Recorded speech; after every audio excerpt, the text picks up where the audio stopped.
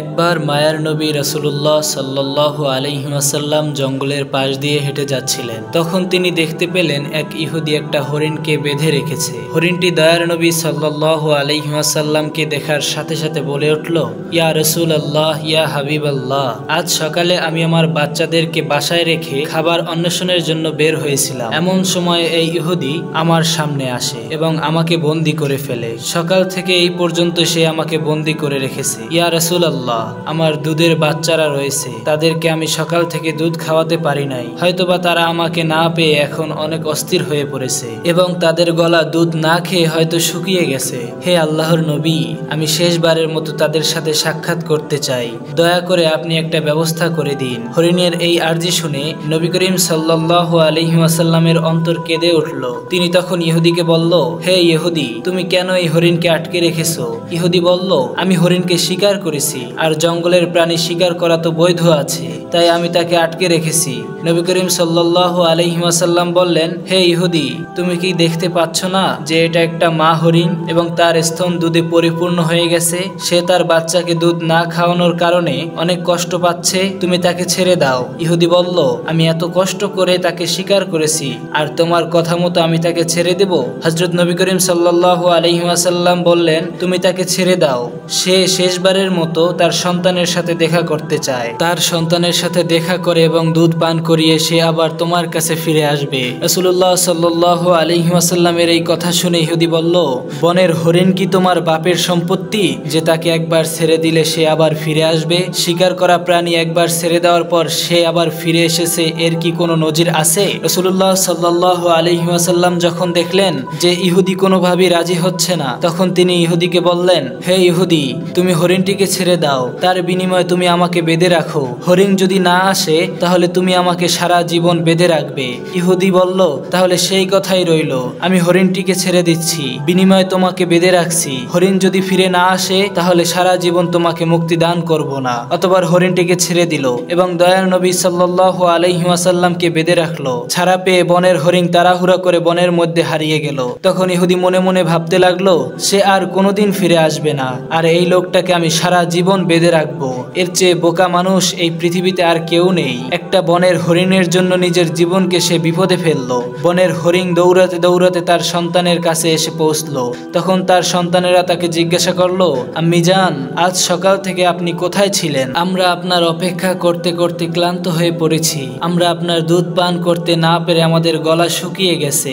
তখন হরিণ তার সন্তানদেরকে বলল, ও আমার সন্তানেরা, তোমরা জীবনের শেষবারের মতো আমার সাথে দেখা করে নাও এবং আমার দুধ পান করে নাও, আর জীবনে তোমাদের সাথে দেখা নাও হতে পারে। তখন হরিণের সন্তানেরা তাকে বলল, আম্মা জান, কেন আপনি এমন কথা বলছেন? কেন জীবনে আপনার সাথে আর দেখা হবে না? হরিণ তাদেরকে বলল, ওহে বাচ্চারা, তোমরা তাড়াতাড়ি করে আমার দুধ পান করো। আজ সকালে যখন আমি খাবার অন্বেষণের জন্য বেরিয়েছিলাম, তখন এক ইহুদি আমাকে বন্দী করে ফেলেছিল। অথবা নবী করিম সাল্লাল্লাহু আলাইহি ওয়াসাল্লাম সেই পথ দিয়ে যাচ্ছিলেন। আমি তাকে তোমাদের কথা খুলে বললাম এবং তাকে আরো বললাম, ইয়া রাসূলুল্লাহ, আমার সন্তানেরা দুধ না খেয়ে পিপাসিত অবস্থায় আমার দিকে পথ পানে চেয়ে রয়েছে, আপনি আমাকে তাদের কাছে যাওয়ার জন্য ব্যবস্থা করে দিন। তখন মায়ের নবী সাল্লাল্লাহু আলাইহি ওয়াসাল্লাম ইহুদির কাছে নিজেকে জিম্মায় রেখে আমাকে তোমাদের জন্য শেষবারের মতো দেখা করার জন্য পাঠিয়ে দিয়েছেন। ও আমার সন্তানেরা, নিষ্ঠুর ইহুদি আমার মায়ার নবীকে বেঁধে রেখেছে, তাই তোমরা তাড়াতাড়ি আমার দুধ পান করো, আমাকে আবার চলে যেতে হবে। আমি আমার মায়ার নবীকে কষ্ট দিতে পারবো না।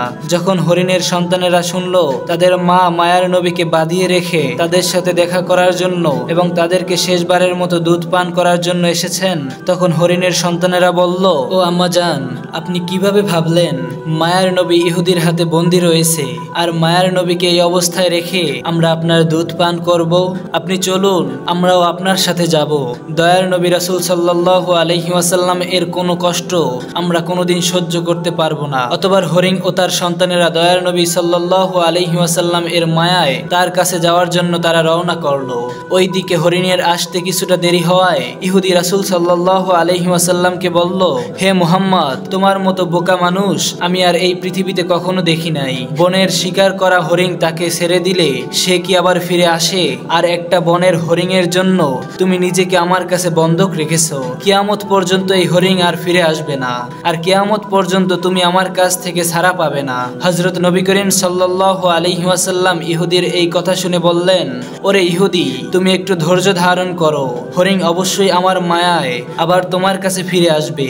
রাসূল সাল্লাল্লাহু আলাইহি ওয়াসাল্লাম এর এই কথা শুনে ইহুদি বলল, হে মুহাম্মদ, তোমার এই অলীক কল্পনা ছেড়ে দাও। আমি দৃঢ় বিশ্বাসের সাথে বলতে পারি, কিয়ামত পর্যন্ত এই হরিণ আর ফিরে আসবে না। এইভাবে কিছুটা সময় কেটে গেল, আর ইহুদি মনে মনে ভাবতে লাগলো, মুহাম্মদকে আটকে রেখে বড় কোনো অর্থ তার সঙ্গীদের কাছ থেকে উঠাতে পারবো। বনের হরিণ কি কখনো কারো মায়ায় ফিরে আসে? এই লোকটা একটা বেকুব ছাড়া আর কিছুই নয়। এইভাবে কিছু সময় অতিবাহিত হওয়ার পরে ইহুদি দেখলো, বনের হরিণ শুধু নয়, বনের হরিণের সাথে তার সন্তানেরাও ফিরে এসেছে। এই দৃশ্য দেখে ইহুদি অত্যন্ত অবাক হয়ে গেল।